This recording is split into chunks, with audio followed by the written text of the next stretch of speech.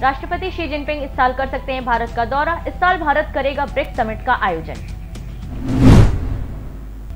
कोल smuggling में CBI ने बढ़ाया अपना दायरा। ममता बनर्जी की भतीजे की पत्नी से होगी आज पूछताछ।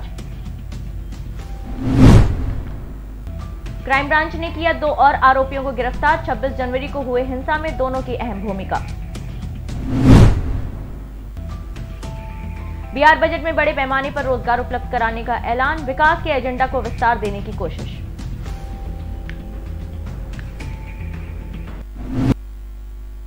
नमस्कार, मैं हूं शाहीन और अब खबरें विस्तार से।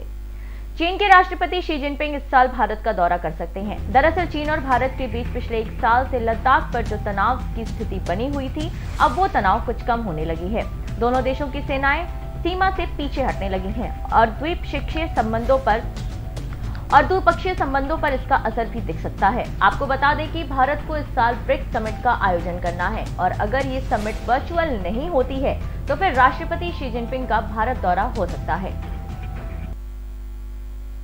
कोल स्मगलिंग की जांच में सीबीआई ने अपना दायरा बढ़ा दिया है और इसी क्रम में सीबीआई पश्चिम बंगाल की मुख्यमंत्री ममता बनर्जी के परिवार तक पहुंच चुकी है।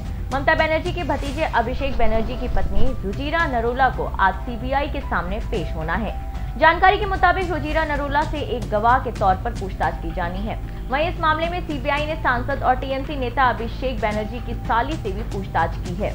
ऐसा बताया जा रहा है कि सीबीआई की टीम ने करीब 3 घंटे मेनका से गंभीर पूछताछ की है।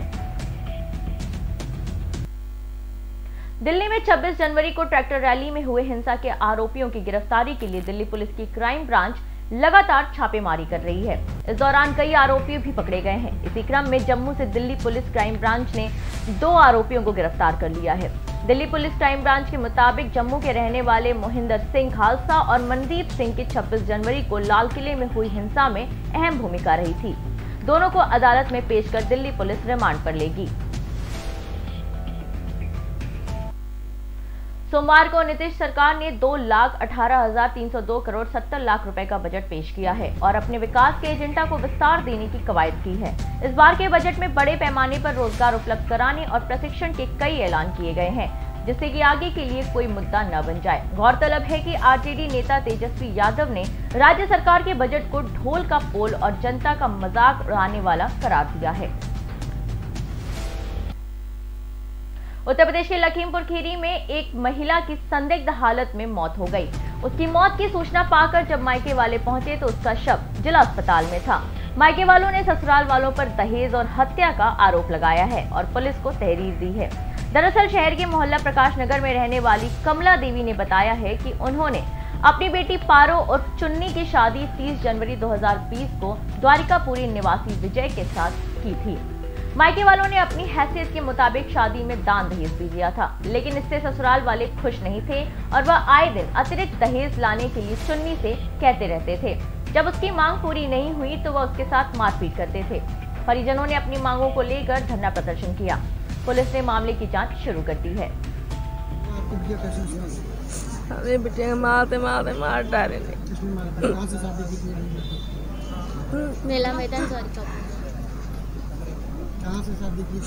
द्वारिकापुरी। कब शादी की थी? 1 साल 30 जनवरी करेगा। किस बात को लेकर के विवाद होता था? किसने मारते भैया क्यों बिजली इन्वर्टर कुछ ना रहा है, कहीं नहीं इन्वर्टर तो वही इन्वर्टर लगवाए दे हैं। आए ये दिन पैसा ना यो ना दहेज कम ये है सब कहते रहे और मारते रहे। एक बार मेला मैदान में यहाँ रिश्तेदार हुआ खासे उनके हुआ भेटुआ दबाए के मारी नहीं। दोबारा फिर समझाए बुझाए भेज दियन बिटिया के यहाँ और फिर 16 तारीख की बिटिया आई कहीं कि अम्मा का तरह है तो हमके बिटिया अब जैसे तैसे चलो अपने सुलह उला करो लड़ाई ना करो, लेकिन बिटिया फिर दूसरे दिन मिट्टी बिटिया के मार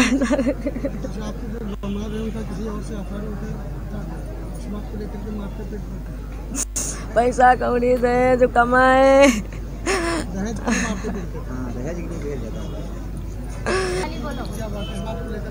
दहेज के लिए मारते पीटते थे। हाँ दहेज में पहले इन्वर्टर मांगा, इन्वर्टर लगाया गया, पैसे मांगते थे। अब लड़की हुई है तो उनका मकान छोटा है तो कह रहे थे एक प्लाट लेकर दो लड़की के नाम। लड़की शादी के 1 साल 20 दिन हुए हैं। हाँ दहेज के। शादी के पहले दिन ही मारा था। मेरी नंद है। वो रात में 2 बजे के टाइम फोन आया था, तब भैया नेटर लगवाए इनके पति ने किया था फोन। मौके पे हमको नहीं, जब यहाँ बंद कर दिया सेंचुरी में तब हम आए यहाँ पे, तब फोन किया मेरे पास। उत्तर प्रदेश के आजमगढ़ में सरकारी विभागों के कर्मचारी अधिकारी शासन के निर्देशों की धज्जियां उड़ रही हैं। लाख कोशिशों के बाद भी भ्रष्टाचार खत्म होने का नाम नहीं ले रहा। इसी क्रम में आजमगढ़ में आज एंटी करप्शन ब्यूरो की गोरखपुर इकाई की टीम ने सीएमओ ऑफिस में तैनात एक बाबू को 5000 घूस लेते हुए रंगे हाथ गिरफ्तार कर लिया है। आरोपी बाबू आर.के. सिंह को टीम के सदस्य आजमगढ़ शहर कोतवाली ले आया गया। जानकारी के मुताबिक तरवा क्षेत्र के निवासी मनोज कुमार श्रीवास्तव अपने क्षेत्र में ही नर्सिंग होम चलाते हैं और रिन्यूअल के लिए ऑनलाइन रजिस्ट्रेशन के चक्कर में स्वास्थ्य विभाग में दौड़ भाग कर रहे थे। ऑनलाइन रजिस्ट्रेशन होने के बाद पंजीकृत प्रमाण पत्र देने के नाम पर संबंधित पटेल के बाबू की तरफ से लगातार उनसे परमिशन के लिए कैश की डिमांड की जा रही थी। पीड़ित मनोज श्रीवास्तव ने सामाजिक संगठन प्रयास से संपर्क किया था। सर अपना परिचय बताइए। मेरा नाम डॉक्टर मनोज कुमार श्रीवास्तव है। सर आज एंटी करप्शन द्वारा आपकी शिकायत पे एक बाबू को गिरफ्तार किया गया, क्या मामला है पूरा?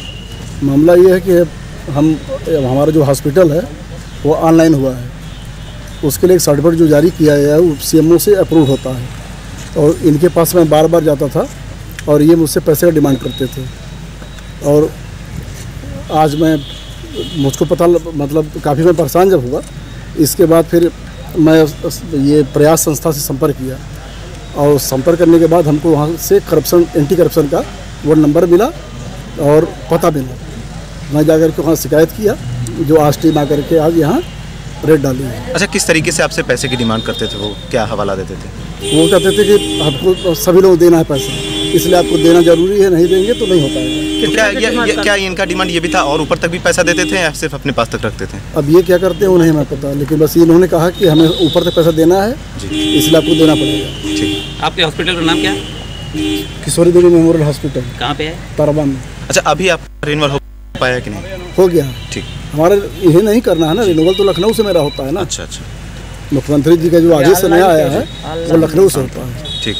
ठीक सर। एंटी करप्शन के अधिकारी लोग हैं।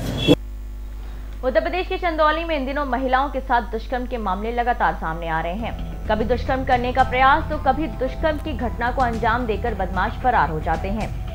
हालांकि इस प्रकार के मामले में पुलिस द्वारा गिरफ्तारी भी की गई है। इसके बावजूद बदमाशों के हौसले बुलंद है। दरअसल एक मनभर युवक पर नाबालिग लड़की से दुष्कर्म करने का आरोप लगाया गया है। इस संबंध में पीड़िता के घर वालों ने थाने पर तहरीर दी है, जिसके बाद पुलिस ने अभियुक्त को गिरफ्तार कर जेल भेज दिया। जानकारी के मुताबिक अभियुक्त युवक निजामुद्दीन गाजीपुर निवासी है, जो कि अपनी रिश्तेदारी में आया हुआ था और बेखौफ होकर दुष्कर्म की घटना को अंजाम दिया। इस संबंध में दानापुर पुलिस ने बताया है कि तहरीर पर मुकदमा दर्ज करके आरोपी को विभिन्न धाराओं में जेल भेज दिया गया है और युवती की मेडिकल कराई जा रही है। फिलहाल मेडिकल रिपोर्ट आने के बाद मामला स्पष्ट हो पाएगा और आगे की कार्रवाई की जाएगी। क्या नाम है? जमीला। कहाँ के रहने वाले हैं? क्या मामला है पूरा? ये का लड़की संज्ञा वही से गलत किया था। कौन गलत किया है? कौन गलत किया है? आप नाम बताएं। निजाम। कहाँ का रहने वाला निजाम? गाजीपुर। कहाँ आया था? कहाँ आया था? मतलब गाजीपुर से यहाँ कैसे आया? गाड़ी से। गाड़ी से? तो गाड़ी से कहाँ पे आया? हमारी घर पर फूलपुर। अच्छा, आपके घर पे आया तो वही गलत काम किया है। तो सुलह समझौता वाली क्या बात कर रही थी अभी? कर रही है कि अब सुलह कर लो, अब मैं शादी करूँगा। कौन बोल रहा है? लड़का। और कौन बोल रहा है?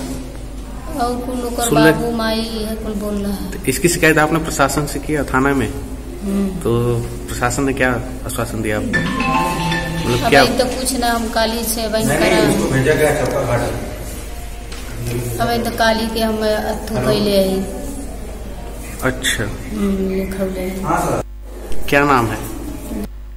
उत्तर प्रदेश के कौशाम्बी में दलित किशोरी से गैंगरेप का मामला अभी लोग भूले भी नहीं थे कि एक और महिला के साथ दिल दहला देने वाला मामला सामने आया है। कौशाम्बी थाना क्षेत्र के कायमपुर की रहने वाली विवाहिता को हैवान बने उसके पति शैलेश ने शराब के नशे में जमकर पीटा। इतना ही नहीं, इंसानियत की सारी हदें पार करते हुए पति ने महिला के मुंह में कपड़ा ठूंसकर पहले उसे निर्वस्त्र किया, आंखों पर पट्टी बांधी और फिर उसके प्राइवेट पार्ट में लोहे की सरिया डाल दी, जिससे महिला बेहोश हो गई। इसके बाद पति ने उसे मरा हुआ समझकर गांव से दूर फेंककर फरार हो गया। महिला को सीएचसी कनैली में भर्ती कराया गया है, जहां पर हालत नाजुक देख डॉक्टर ने हायर सेंटर मंजन को रेफर कर दिया है।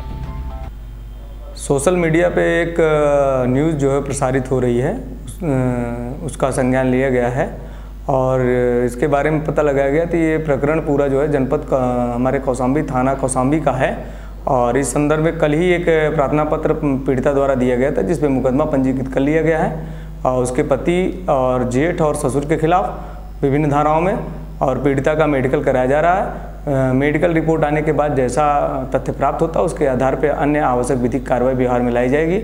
मीडिया द्वारा जो अन्य खबरें उसमें प्रचारित की जा रही हैं वो पूर्णतः जो है हम लोगों के जांच में जो तथ्य है वो गलत है, भ्रामक है। सर, मैं घर के अंदर पिछवाड़े वाले कमरे में खाना बना रही थी। मेरा पति बाहर से पी के दारू आया, मुझे गाली देते देते उसके बाद मेरे मुंह में मेरा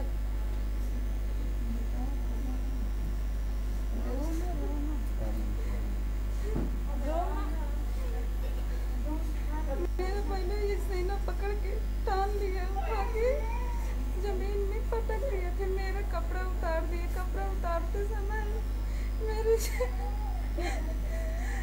सफर घुसेड़ दिया। सफर घुसेड़ने के बाद बहुत मारा पीटा। उसके बाद मेरे मुंह में कपड़ा ठोस दिया। कपड़ा ठोसने के बाद मेरे आँख में पट्टी बांध दिया। जब उसके बाद मैं बेहोश हो गई रात में। उत्तर प्रदेश के कुशीनगर में स्वाट टीम, थाना कस्या और सर्विलांस की संयुक्त टीम ने नेशनल हाईवे 28 पर 7 अभियुक्तों को गिरफ्तार कर लिया है। अभियुक्तों के कब्जे से चोरी की 5 अदद 4 पहिया वाहन, 2 अदद अवैध तमंचा 12 बोर और 2 अदद जिंदा कारतूस 12 बोर, 1 अदद तमंचा 315 बोर और 1 अदद जिंदा कारतूस 315 बोर, 3 अदद चाकू बरामद किया है। अभियुक्त गण द्वारा पूछताछ में बताया गया है कि वो लोग हरियाणा और पंजाब राज्य से स्कैनर मशीन से कोड करके गाड़ी की चाबी तैयार कर गाड़ी चोरी कर उनका नंबर प्लेट बदलकर बिहार के मुजफ्फरपुर में ग्राहक को बेचने ले जा रहे थे। गिरफ्तारी और बरामदगी के आधार पर थाना स्थानीय कार्रवाई की जा रही है। क्या है पूरा मामला, क्या कर रहे हैं? ये इस बात की सूचना मिल रही थी कि कुछ अंतर्राज्यीय वाहन चोर जो है वो सक्रिय हैं। इसमें कसिया थाने की पुलिस और देवरिया थाने की पुलिस और स्वाट टीम, जनपद की स्वाट टीम के द्वारा एक संयुक्त अभियान चला करके आज 7 अंतर्राज्यीय वाहन चोरों को गिरफ्तार किया गया है।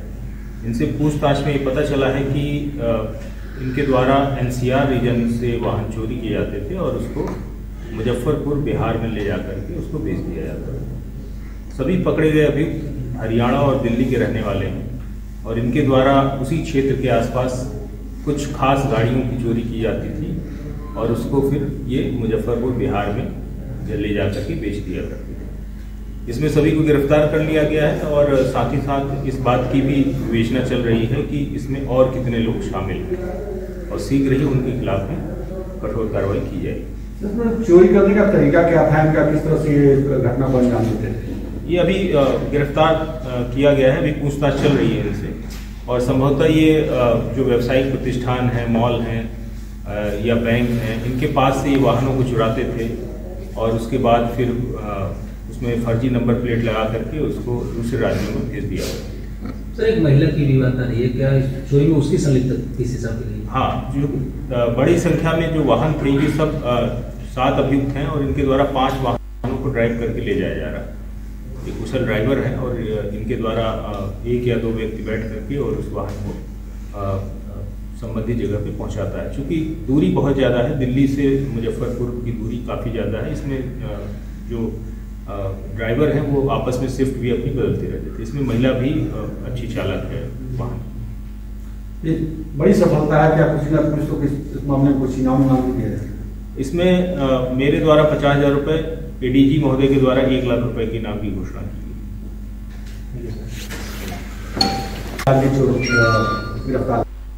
उत्तर प्रदेश प्रदेश के मुरादाबाद में कायाकल्प योजना के अंतर्गत स्कूलों की सूरत को बदलने का काम किया जा रहा है। इसके साथ ही मिशन प्रेरणा के अंतर्गत शिक्षा की गुणवत्ता को ऊंचा करने का काम किया जा रहा है। पठन पाठन की प्रक्रिया को भी इन दिनों आधुनिक लुक दिया गया है।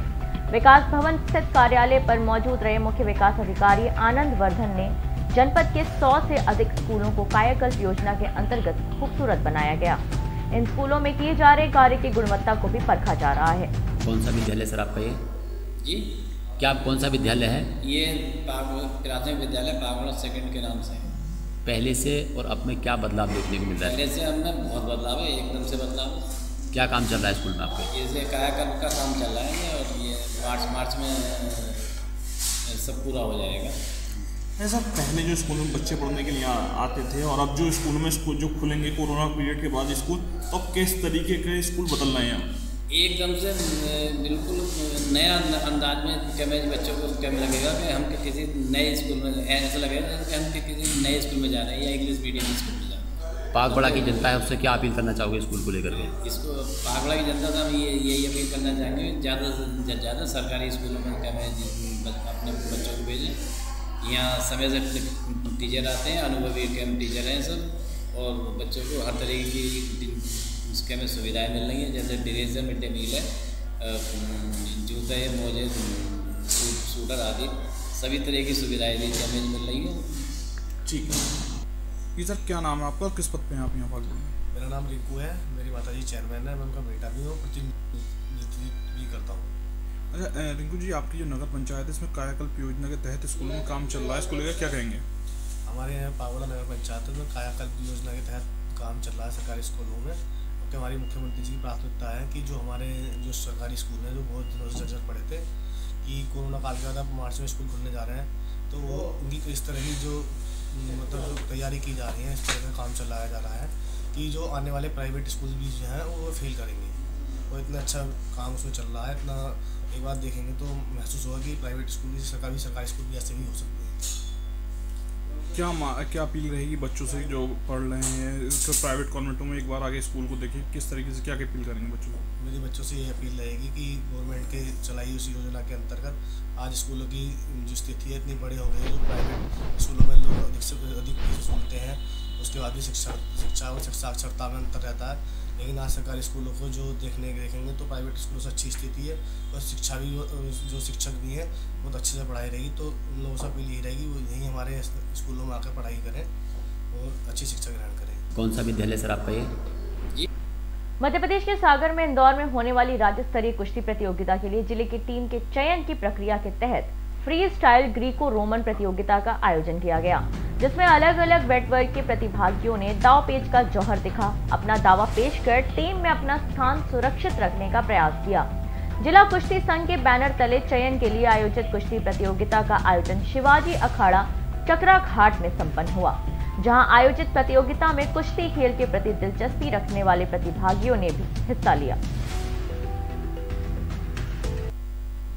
झारखंड के साहिबगंज में राजमहल प्रखंड स्थित मंगल हाट महुआ बगीचा में कमेटी के अध्यक्ष सुबेश मंडल के नेतृत्व में 14 दिवसीय ग्रेट क्रिकेट टूर्नामेंट का आयोजन किया गया।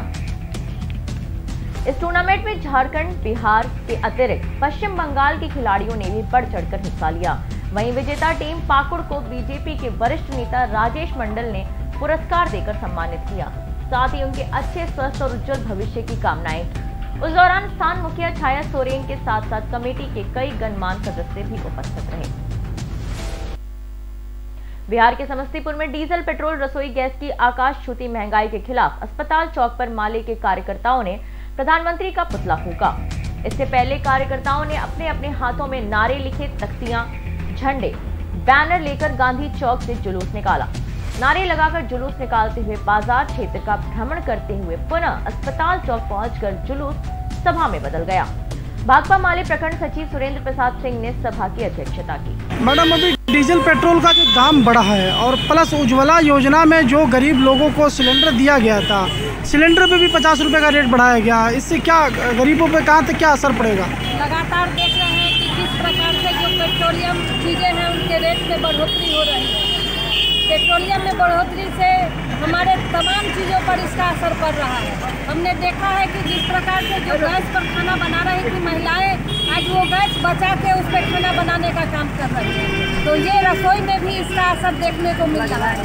लगातार हम लोग ये मांग कर रहे हैं कि जो महंगाई है, जो सरकार कह रही थी महंगाई डाइन है, और उसी डाइन को हम लोगों के बीच में लाकर खड़ी करने का काम ये सरकार कर रही है। बदमाशी एक बात, जब थोड़ा सा गैस का दाम बढ़ा था तो वो सिलेंडर लेके सड़क पर उतरने का काम की थी, उनको आक्रोश हुआ था। लेकिन अभी वो खुश हैं कि हम उनकी सरकार है वो लगातार महिलाओं पर जो अत्याचार हो रहा है वो गैस के माध्यम से भी बढ़ता जा रहा है, और वो खुश है।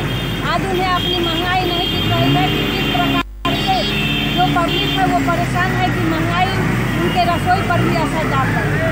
जो चीज़ बढ़ जाता है उसको घटने का कहीं से सवाल ही नहीं पैदा होता है। भले ही कभी 50 पैसे और 1 रुपये घटा देने से महंगाई घट नहीं जाएगी, ये हमारा मानना है। लगातार तमाम चीज़ों को निजी हाथों में निजीकरण करके जो कारपोरेट घराने हैं उसकी मदद के लिए ये लगातार महंगाई को बढ़ाते चले जा रहे हैं। तो कहीं ना कहीं महिलाओं पर इसका बहुत ज़्यादा असर पड़ेगा। असर तो पड़ेगा ही, क्योंकि आप देखिए कि जिस प्रकार से घर में इनकम कम गई है, लॉकडाउन के कारण, कोरोना के कारण लोगों का इनकम घट गया और महंगाई लगातार बढ़ते जा रही है, तो तमाम घरों में ही सबसे पहले इसका असर। मैडम, अभी डीजल पेट्रोल का जो दाम बढ़ा। आज की खबरों में अभी के लिए इतना ही। मुझे दीजिए इजाजत। नमस्कार।